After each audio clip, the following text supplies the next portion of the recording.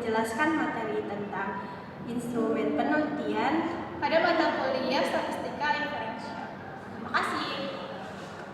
Are you ready, kids? Aye, aye, Captain! I can't hear you! Aye, aye, Captain! Oh!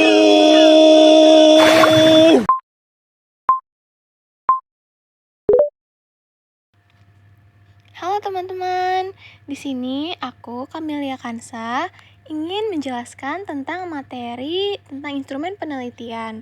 Nah, sebelumnya kita harus tahu dulu nih, instrumen penelitian itu apa sih? Nah, instrumen penelitian adalah alat pengumpulan data yang disesuaikan dengan teknik pengumpulan data yang digunakan. Contohnya apa sih? Contohnya itu seperti wawancara yang menggunakan pedoman wawancara, lalu angket yang menggunakan kuesioner, dan tes yang menggunakan soal tes. Ada juga observasi yang menggunakan lembar observasi dengan checklist. Lalu, instrumen penelitian ini juga dikembangkan melalui proses khusus yang merupakan bagian penting dalam penelitian, mirip-mirip dengan menyusun alat evaluasi untuk mendapatkan data yang dapat diukur berdasarkan standar tertentu. Lalu, setelah mengenal instrumen penelitian, ada juga yang bernama instrumen tes. Nah, instrumen tes ini merupakan alat yang berisi pertanyaan, tugas, atau lembar kerja untuk mengukur variabel tertentu, seperti keterampilan, pengetahuan, dan kemampuan seseorang.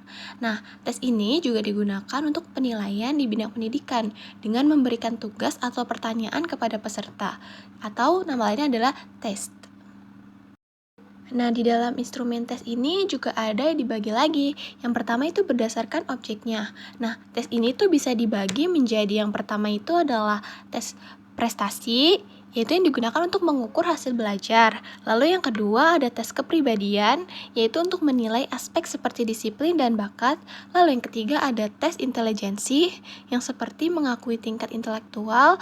Lalu ada tes bakat, yaitu menggali bakat seseorang. Dan yang kelima tes sikap, untuk mengukur respon terhadap suatu masalah. Lalu yang terakhir ada tes minat, yaitu mengidentifikasikan minat individu. Nah, tahapan untuk perkembangan instrumen tes ini meliputi identifikasi variabel, pemilihan tes, pembuatan kisi-kisi, dan penyusunan tes.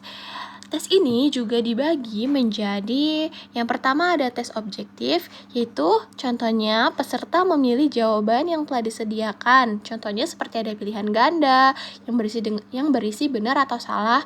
Lalu kelebihannya ini juga adalah untuk mengoreksi secara cepat tanpa subjektivitas, namun memerlukan waktu pengembangan yang lama. Lalu ada tes subjektif yang berupa soal esai, yaitu meminta jawaban uraian yang panjang. Nah, kelebihan ini mampu menggali pemahaman mendalam, tetapi rentan juga terhadap subjektivitas korektor. Nah, berikutnya itu ada non-tes. Nah, ini akan dijelaskan oleh teman saya yaitu Isma. Untuk materi selanjutnya akan dijelaskan oleh saya, Isma Diana. Materi selanjutnya yaitu instrumen non-tes. Instrumen non-tes tidak menghasilkan respon yang dapat dilihat benar atau salah.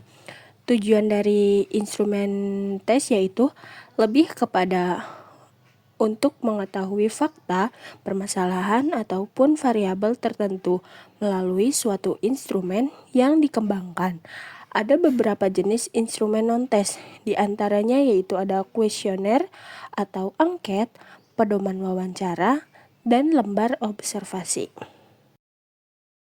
Tadi kan udah dijelaskan instrumen non-tes itu terdiri dari beberapa jenis instrumen non-tes. Di antaranya yaitu kuesioner atau angket, pedoman wawancara, dan lembar observasi. Untuk yang pertama saya akan menjelaskan kuesioner. Angket atau kuesioner adalah metode atau teknik pengumpulan data. Kuesioner merupakan instrumen penelitian yang berisi sebuah daftar pertanyaan untuk diisi oleh responden, atau angket juga dapat berisi butir-butir pernyataan yang bisa dipilih oleh responden. Dengan menggunakan kuesioner, seorang peneliti data tentang hal-hal terkait dengan responden, misalnya seperti pengalaman, keadaan pribadinya, keadaan emosionalnya, pengetahuannya, dan lain-lain. Bentuk kuesioner Sankta beragam dan disesuaikan dengan kebutuhan penelitiannya. Yang pertama yaitu ada kuesioner terbuka. Dalam kuesioner ini, responden memiliki kebebasan dalam memberikan respon atau jawaban dengan kalimat responden sendiri. Yang kedua ada kuesioner tertutup. Dalam kuesioner tertutup, responden hanya memilih pilihan jawaban yang sudah disediakan dalam kuesioner. Yang ketiga ada kuesioner langsung. Kuesioner langsung merupakan kuesioner di mana responden diminta menjawab pertanyaan-pertanyaan yang berhubungan dengan dirinya sendiri. Yang keempat ada kuesioner tidak langsung. Kuesioner ini langsung merupakan kuesioner di mana responden diminta menjawab pertanyaan-pertanyaan yang berhubungan dengan dirinya sendiri, melainkan yang berkaitan dengan pihak atau orang lain, bukan menilai tentang dirinya sendiri. Yang kelima ada checklist. Kuesioner berbentuk checklist termasuk ke dalam jenis kuesioner tertutup, yaitu responden diminta memberi checklist sebagai tanda pada kolom jawaban yang sudah ada pada angket. Yang keenam yaitu ada skala bertingkat. Kuesioner dengan jenis skala bertingkat adalah kuesioner yang meminta jawaban responden dengan pernyataan bertingkat. Berikut adalah contoh angket yang siap digunakan dan dibandingkan kepada responden. Di sini ada identitas, nama, usia, dan alamat. Di situ juga ada petunjuk pengisiannya, terus keterangannya, bagaimana ngisinya.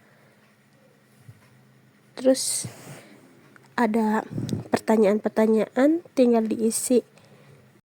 Tadi kan yang pertama ada angket atau kuesioner. Terus yang kedua ini ada pedoman wawancara. Wawancara merupakan salah satu metode atau teknik pengambilan data untuk mendapatkan informasi dari responden, termasuk ketika peneliti ingin mengetahui keadaan mendalam dari suatu hal atau masalah. Dalam metode wawancara, instrumen yang sering digunakan disebut dengan pedoman wawancara. Instrumen wawancara cenderung digunakan dalam penelitian kualitatif. Dalam penggunaannya, wawancara diklasifikasikan ke dalam beberapa jenis, yaitu wawancara terstruktur dan tak terstruktur. Untuk yang pertama yaitu wawancara terstruktur. Wawancara terstruktur dikenal juga dengan istilah wawancara terkendali. Wawancara ini didasarkan pada suatu daftar pertanyaan yang telah ditetapkan sebelumnya. Dalam wawancara terstruktur, pewawancara memberikan pertanyaan berdasarkan list pertanyaan yang sudah disiapkan dalam pedoman wawancara. Responden diminta memberikan yang spesifik dan terbatas. Untuk yang kedua, yaitu wawancara tidak terstruktur. Wawancara tidak terstruktur adalah wawancara yang bebas.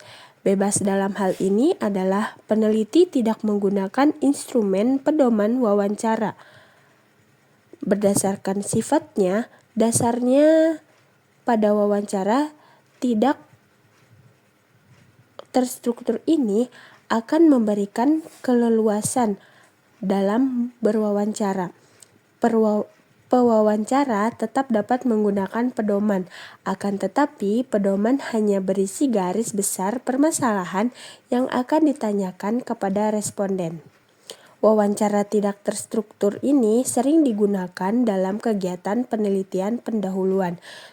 Tujuannya untuk mengetahui informasi yang lebih mendalam berkaitan dengan masalah yang akan diteliti, sehingga dasar yang digunakan untuk melatar belakangi penelitian lebih kuat.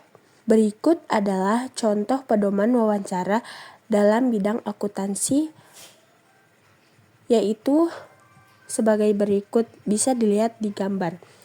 Di gambar ada nama, umur, alamat, dan berikutnya ada pertanyaan-pertanyaan.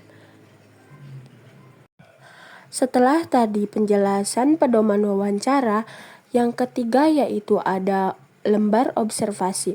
Observasi adalah metode penilaian yang digunakan untuk mendapatkan data dari suatu proses dan tindakan dalam sebuah peristiwa atau kegiatan yang sedang diamati. Observasi dalam sebuah kegiatan penelitian melibatkan seluruh indera untuk proses pengumpulan data. Lembar observasi berisi daftar jenis hal-hal yang kemungkinan terjadi dari kegiatan yang diamati. Lembar observasi akan sangat berperan dalam kegiatan observasi karena dalam instrumen ini hal-hal atau data yang diperoleh dari hasil pengamatan dapat tercatat dengan baik. Ada beberapa jenis observasi, yaitu 1. Menurut peranan observer. Menurut peranan observer ini terbagi menjadi 3, yaitu ada observasi partisipan. Observasi ini melibatkan diri dalam kegiatan yang diobservasi. Yang kedua, observasi non-partisipan. Observasi ini tidak melibatkan diri dalam kegiatan yang diobservasi dan hanya mengamati secara langsung dari jauh. Yang ketiga, observasi kuasi-partisipasi. Observer ini seakan-akan turut berpartisipasi, padahal ia hanya berpura-pura ikut serta agar bisa mengamati secara lebih dekat.